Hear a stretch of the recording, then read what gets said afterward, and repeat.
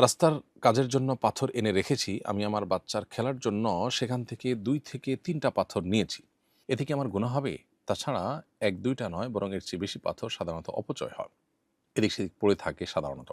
প্রিয় দর্শক, রাস্তার যে পাথর, সে পাথরগুলোর মালিকানা যেহেতু আপনার না, সেগুলো আপনি আসলে নিতে পারেন না। আপনার বাচ্চার জন্য ১ টি বা ২ টি ছোট পাথর নিলেন, এতে হয়তো অনেক বড় কোনো ক্ষতি হবে না। সেটাও আসলে জায়েজ হবে না।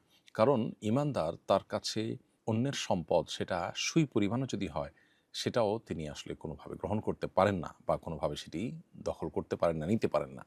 রাস্তার সম্পদ রাস্তার। আপনার বাচ্চার খেলার জন্য আপনি এটা আনা জায়েজ হবে না। যদিও সেটা পরিমাণে অনেক অল্প হয়। পরিমাণে অল্প হওয়ার কারণে গুনাহ অল্প হবে। কিন্তু মনে রাখবেন, গুনাহটা কিন্তু ছোট গুনাহ নয়, বড় গুনাহ। বিধায় এটা করা উচিত হবে না। এটা যদি কোনো কনস্ট্রাকশন কোম্পানি করে থাকে, তাহলে কোম্পানির দায়িত্বশীল পর্যায়ে কেউ বলল, তা কারো কাছ থেকে বলে নিলেন, সেটা ভিন্ন বিষয়। এখন আপনি যেটা বললেন যে অনেক পাথর তো অপচয় হয়। তো অপচয় হয়, সেটা তো ভিন্ন বিষয়। অনেক ক্ষেত্রে দেখা যায় পড়ে যায়। পড়ে যায়, সেটা তার ইচ্ছার বাইরে। কিন্তু আপনি ইচ্ছাকৃত নিয়ে আসছেন। ২ টা কিন্তু ২ জিনিস। কারোর জিনিস তার অজান্তে পড়ে গেছে, সেটা তো এক জিনিস। এর মানে এই না যে আপনি তার পকেট থেকে নিতে পারেন। তার পকেট থেকে অনেক টাকা তো পড়েও যায়। সেই অজুহাতে কি আপনি তার পকেট থেকে নিতে পারেন? ঠিক একইভাবে তার পাথরের কিছু অংশ নষ্ট হতে পারে। এটা রাষ্ট্রের সম্পদ হতে পারে, কোনো কনস্ট্রাকশন কোম্পানির সম্পদ হতে পারে। তো এইভাবে আনা জায়েজ নয়। আমাদের বাচ্চাদেরকে বোঝাতে হবে, বাবা এটা তো আমাদের নয়। এটা আমরা নিতে পারি না। সবকিছু মনে চাইলে আমাদের নিতে হবে, এটা কোনো কথা নয়। বিধায় বাচ্চাদেরকে সহনশীলতা শেখানো এবং প্রয়োজনে বিকল্প কোনো পথ থেকে সেটির ব্যবস্থা করা আমাদের কর্তব্য। ইমাম মেহরাবে আসার আগেই মুয়াজ্জিন একামত দিলে একামত হবে কিনা? উত্তর হলো হ্যাঁ, একামত হবে, কোনো অসুবিধা নেই। কোরআনের আয়াতে কলম দিয়ে মার্ক করা যাবে কিনা? একান্ত প্রয়োজন না হলে এটা এভয়েড করা উচিত। কোরআনের আদব বা কোরআনের প্রতি যে শিষ্টাচার, তার সাথে এটি যায় না। এবং কোরআনের আয়াতের মধ্যে অন্য কিছু লেখালেখি করলে কোরআন এবং গায়রে কোরআনের মধ্যে সংমিশ্রণের আশঙ্কা থাকে। এই জায়গা থেকে ওলামা কেরাম নিরুৎসাহিত করেন। একান্ত প্রয়োজন হলে শুধু জাস্ট মার্ক করে রাখলেন, সেটি করতে পারেন। যতটুকু করলে কোরআনের শান এবং মর্যাদার পরিপন্থী না হয় এবং দৃষ্টিকটু না হয় এবং কোরআন এবং গায়রে কোরআন মিশে যাওয়ার আশঙ্কা না থাকে, ততটুকু হলে আপনি সেখানে কোনো পাশে কোনো নোট লেখা কিংবা দাগ দিয়ে রাখা, এটা জায়েজ আছে। ভার্সিটিতে নারী শিক্ষার্থীরা গায়রে মাহরাম পুরুষের সামনে প্রেজেন্টেশন দিতে পারবে কিনা? পর্দা রক্ষা করা সবার জন্য কর্তব্য। পর্দা রক্ষা করে যদি দেওয়ার কোনো পদ্ধতি থাকে, এটা জায়েজ হবে। কিন্তু মূলত সহশিক্ষার পরিবর্তে শরিয়া আমাদেরকে মেয়েদের জন্য, মেয়েদের মতো ক্যাম্পাস, তাদের মতো টিচার এবং পুরো অ্যারেঞ্জমেন্ট রেখে তাদের জন্য শিক্ষার ব্যবস্থার কথা মূলত ইসলাম বলে। সো সেই জিনিসটা আমাদের করা উচিত। যদি কোনো কারণে এরকম করতে হয়, তাহলে সেক্ষেত্রে শরিয়াই পর্দা মেইনটেইন করে এটি করা যেতে পারে। কিন্তু এটি ফিতনা থেকে মুক্ত হওয়া খুবই কঠিন। আর ফিতনা মুক্ত না হলে সেটি আসলে শরিয়া দৃষ্টিকোণ থেকে পুরোপুরি জায়েজ বা বিধেয়, এই কথা বলা খুবই কঠিন। রাস্তার পাশে অনেক ভিক্ষুক কোরআন তেলাওয়াত করে আর মানুষ তাকে ভিক্ষা দেয়, এটা কি সঠিক? উত্তর হলো যে, কোরআনে কারীমের তেলাওয়াত ইবাদত। আর ইবাদত আল্লাহর সন্তুষ্টির উদ্দেশ্যেই করতে হবে।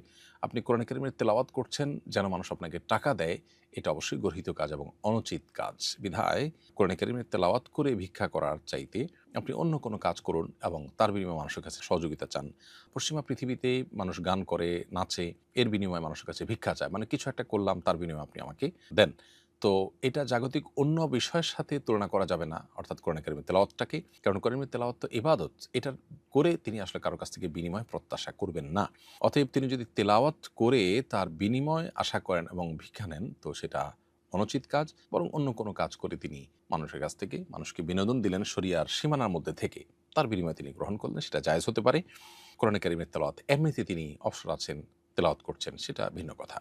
আমার খালু ব্যবসা করার জন্য মানুষের কাছে অনেক ঋণ নিয়েছে। সেগুলোর চাপে তিনি এখন মানসিক ট্রমার মধ্যে আছেন। এক্ষেত্রে আমার খালা তার যাকাতের টাকাটা ঋণ পরিশোধের জন্য খালুকে দিতে পারবে কিনা? উত্তর হলো যে, স্বামী তার স্ত্রীকে যাকাত দিতে পারবে না। কারণ হলো, স্ত্রীর ভরণ-পোষণ দেওয়া স্বামীর উপর অবশ্য কর্তব্য। অতএব স্ত্রী তো দরিদ্র হতে পারে না যদি স্বামী সচ্ছল হয়। কারণ স্বামীর উপর তো কর্তব্যই স্ত্রীর ভরণ-পোষণ দিয়ে তাকে সুস্থ স্বাভাবিকভাবে জীবনযাপন করতে ব্যবস্থা করা। অতএব তিনি জাকাত কোন হিসাবে দিতে পারবেন? জাকাত দিতে পারবেন দুস্থকে, অসহায়কে, যে চলতে পারে না। স্ত্রীর তো স্বামী সচ্ছল হওয়ার কারণে সে অপশন নাই। এজন্য কখনোই স্বামী তার স্ত্রীকে জাকাত দিতে পারবে না। তবে স্ত্রী তার স্বামীকে জাকাত দিতে পারবে কিনা, এটা নিয়ে বিতর্ক রয়েছে। ইমাম আবু হানিফা রাহিমাহুল্লাহর মতে এটি জায়েজ নয়।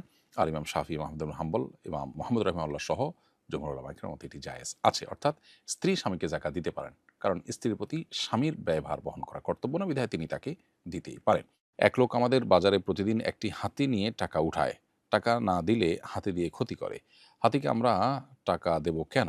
আর এভাবে মানুষের কাছ থেকে টাকা তোলা জায়েজ কিনা? না, অবশ্যই এভাবে টাকা তোলা জায়েজ হতে পারে না, কারণ এটা এক প্রকার চাঁদাবাজি এবং মানুষকে জিম্মি করে টাকা নেওয়ার শামিল। বিধায় এ ধরনের কাজ থেকে তার বিরত থাকা উচিত এবং আল্লাহকে ভয় করা উচিত। আর আপনাদের জন্য টাকা দেওয়া জায়েজ নয়। হ্যাঁ, ক্ষতি থেকে রক্ষার জন্য কেউ টাকা দিলে সেটি তো ভিন্ন বিষয়। সেটি দিলে আপনার গুনাহ হবে না। আর কেউ স্বেচ্ছায় যদি দেন খুশি হয়ে, এটা তার ব্যাপার, সেটাও গুনাহ হওয়ার কোনো কারণ নেই।